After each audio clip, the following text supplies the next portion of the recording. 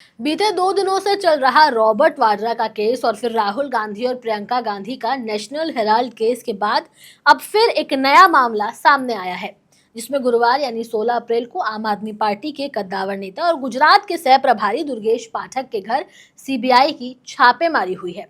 इस छापेमारी के बाद अब विपक्ष के नेता एक दूसरे से ही सवाल कर रहे हैं कि भाई साहब, मेरे घर ईडी और सीबीआई क्यों आ रही है। आज इसी कहानी को आपको विस्तार से समझाएंगे, साथ ही ये भी बताएंगे कि दुर्गेश पाठक के यहाँ छापेमारी क्यों हुई है, क्या वजह है। लेकिन इससे पहले आप हमारे चैनल द हिंदी टॉप को सब्सक्राइब करें, बेल आइकन दबाना ना भूलें ताकि आप तक पहुंचे हमारी हर खबर सबसे पहले। एक बार फिर केंद्र की जांच एजेंसी ने किसी आम आदमी पार्टी के नेता के दरवाजे पर दस्तक दी थी और एक बार फिर सवाल उठने लगे कि क्या देश की सबसे बड़ी जांच एजेंसी सिर्फ जांच कर रही है या राजनीतिक दुश्मनी निभा रही है।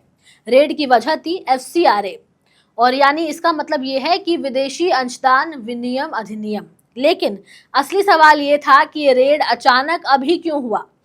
क्या ये इत्तेफाक है कि जैसे ही दुर्गेश पाठक को गुजरात चुनाव 2027 की जिम्मेदारी सौंप दी गई, वैसे ही सीबीआई उनके दरवाजे पर पहुंच गई। अब इसी मुद्दे पर दिल्ली के पूर्व मुख्यमंत्री और आम आदमी पार्टी के नेता आतिशी ने रेड के तुरंत बाद प्रेस को संबोधित करते हुए कहा कि गुजरात में जैसे ही आम आदमी पार्टी ने तैयारी शुरू की, दुर्गेश पाठक को जिम्मेदारी सौंप दी गई, उसी दिन सीबीआई रेड करने पहुंच गई। ये कोई सामान्य जांच नहीं है, बल्कि बीजेपी की बौखलाहट का ही परिणाम है। आतिशी का यह बयान सिरे से साफ है कि आम आदमी पार्टी इसे सिर्फ एक कानूनी कार्रवाई नहीं मान रही, बल्कि बीजेपी की डर की राजनीति का हिस्सा बता रही है।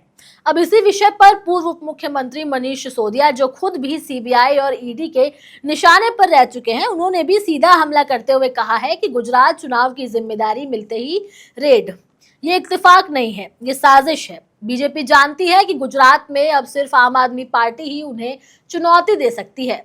डर की गूंज सीबीआई की दस्तक में साफ सुनाई दे रही है और कहीं ना कहीं सिसोदिया का ये बयान केवल राजनीतिक बयानबाजी नहीं, बल्कि बीजेपी के उस व्यवहार की ओर इशारा करता है जो सालों से चर्चा में रहा है, और वो है सरकारी एजेंसियों का दुरुपयोग का मामला, जो हमेशा अन्य राजनीतिक दल भाजपा पर लगाते आए हैं। ये सवाल अब आम जनता के बीच भी उठने लगा है कि बीजेपी की सरकार बार बार सीबीआई, ईडी, आईटी जैसी एजेंसियों का इस्तेमाल विपक्ष के खिलाफ क्यों करती है। यहाँ ये समझना जरूरी है कि लोकतंत्र में जांच एजेंसियां स्वतंत्र होते हुए भी स्वतंत्र नहीं है, लेकिन पिछले कुछ सालों में ये एजेंसियां अक्सर सिर्फ विपक्षी नेताओं के खिलाफ ही सक्रिय दिखती हैं। चाहे दिल्ली में मनीष सिसोदिया हो, पंजाब में भगवंत मान हो, झारखंड में हेमंत सोरेन के करीबी के घर हो, या फिर अब गुजरात में दुर्गेश पाठक। विपक्षी दलों का कहना है कि भाजपा सरकार ने अपना एक अलग ही पैटर्न अपनाया हुआ है। बीजेपी तभी छापेमारी करवाती है जब चुनाव आने वाले होते हैं या फिर विपक्ष के किसी नेता को कोई बड़ी जिम्मेदारी सौंप दी जाती है। और आने वाले समय में भी भारत के इतिहास में ईडी, सीबीआई और आईटी अपना एक अलग ही इतिहास लिखेगी। गुजरात, जो अब तक बीजेपी का मजबूत गढ़ रहा है, अब आम आदमी पार्टी की निगाहों में है। 2022 के विधानसभा चुनावों में आम आदमी पार्टी ने वहां छोटे ही लेकिन प्रभावी कदम रखे थे।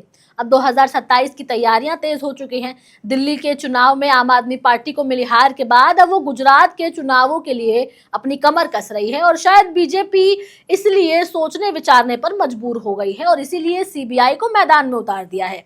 दुर्गेश पाठक के घर हुई सीबीआई रेड एक जांच का हिस्सा है या एक राजनीतिक चाल, इसका फैसला आने वाला वक्त करेगा। लेकिन जो साफ है वो ये कि आम आदमी पार्टी इस घटना को डर की राजनीति मान रही है और इसका पुरजोर विरोध कर रही है। लोकतंत्र में विश्वास रखने वाली सरकार को चाहिए कि एजेंसियों को स्वतंत्र रूप से काम करने दे, ना कि उन्हें चुनावी रणनीति का हिस्सा बनाना चाहिए।